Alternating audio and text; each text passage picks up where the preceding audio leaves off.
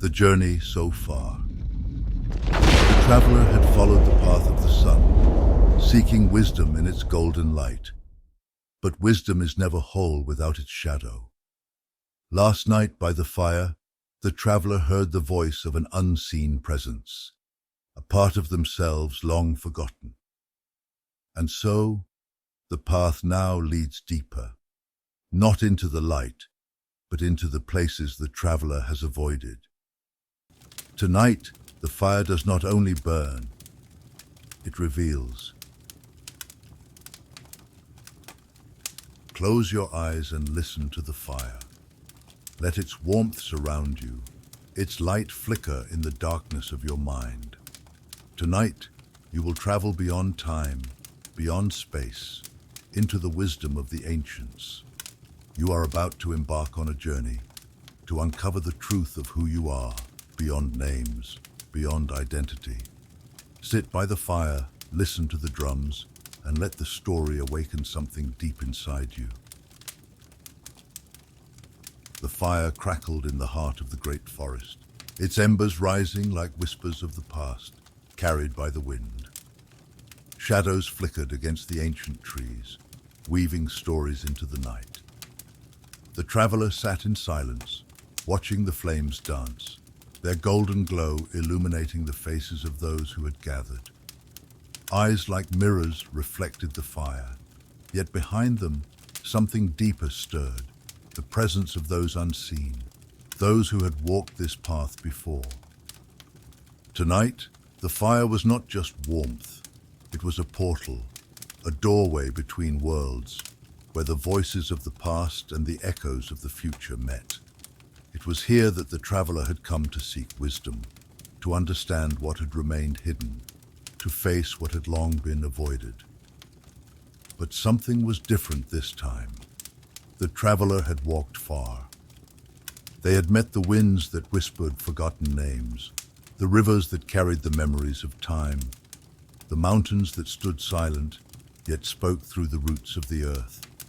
They had seen reflections in the water, glimpses of truth. They had listened to the voice of the sun, to the rhythm of the drum, to the wisdom of those who came before. And yet, something remained unseen. A presence had followed them, not threatening, not forceful, just there, just beyond sight, just beyond reach. And now, sitting before the fire, the traveler could no longer ignore it. From across the fire, an old shaman watched. His robes were woven with the colors of dusk and midnight, his eyes deep as the void between the stars. He stirred the embers with a carved staff, sending sparks spiraling into the dark. "You have walked far, seeker," he said, his voice a low rumble like thunder on the horizon. "But tell me, why do you flee when the sun sets?" The traveler frowned. "I do not flee," they replied. "I follow the path of the sun, of clarity, of wisdom." The shaman nodded, as if he had heard these words before, as if he had once spoken them himself. "And yet, traveler, why do you turn away when the sun sets? Why do you refuse to look where your shadow falls?" The traveler hesitated. There was truth in the words, truth they had been unwilling to see. "I have followed the path of wisdom," the traveler murmured, "but why do I still feel incomplete?" The fire crackled between them, sending sparks spiraling into the dark. The traveler did not answer. Instead, they felt it, a presence just behind them, waiting. The shaman reached down, scooping up a handful of earth. "Tell me, what is the lion without the night? What is the fire without the cold? What is the sun without the vast darkness of space to give it contrast?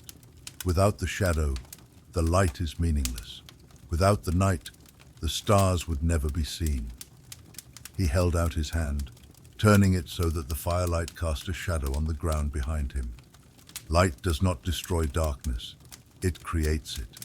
The brighter the fire, the longer the shadow stretches behind it. A stirring in the air, a shift in the fire's glow, and from the darkness stepped a figure. The traveler stared, breath catching in their throat. The figure was them, yet not them. The eyes held the weight of forgotten things, of memories buried beneath time, of truths unspoken. But more than that, the eyes burned golden, like those of a lion watching from the tall grass, waiting. "This is your shadow," the shaman said, "the part of you that you have cast aside. The instincts you tamed, the fire you dimmed, the voice you silenced, the power you were afraid to wield. He has always been with you, waiting in the dark, and yet you fear him." The shadow shifted, its form flickering like smoke, and then it divided. One became three. To the traveler's left stood a king draped in golden robes, his face cold, his crown heavy. "You have feared your own power," he said, "so you have hidden me away." To the right stood a figure cloaked in whispers, its voice smooth as silk. "You have feared being seen," it murmured, "so you have worn my masks instead." At the center stood a child, barefoot, eyes wide with longing. "You have feared being hurt," he whispered, "so you locked me away." The traveler clenched their fists. "I thought if I rejected you, I would be free." The shadow tilted its head. "And has it worked?" The traveler was silent. The shaman knelt, drawing lines in the dirt.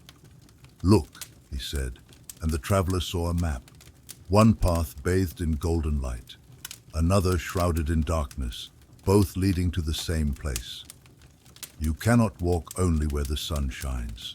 The whole path must be known."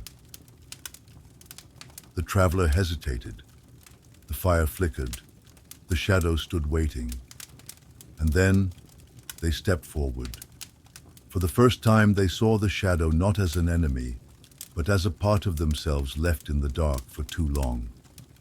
A ruler without a throne, a lion without a roar, a force waiting to be reclaimed. And in that moment, something shifted. The shadow softened, its form blending with their own. It was no longer something separate. It was them. And in that instant, they understood. The fire flared bright, and the clearing was bathed in gold. The traveler turned back to the shaman, and this time, they smiled. "I understand now," they said. "I am both the sun and the shadow. One cannot exist without the other." The shaman nodded. "And now you are whole." Above them, the stars gleamed, scattered across the sky like the eyes of ancestors watching.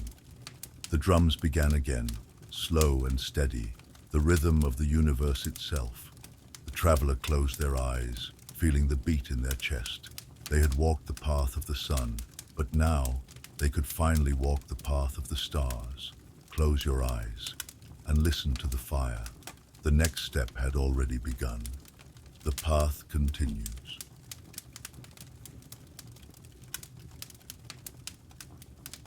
The journey does not end here. The next step awaits.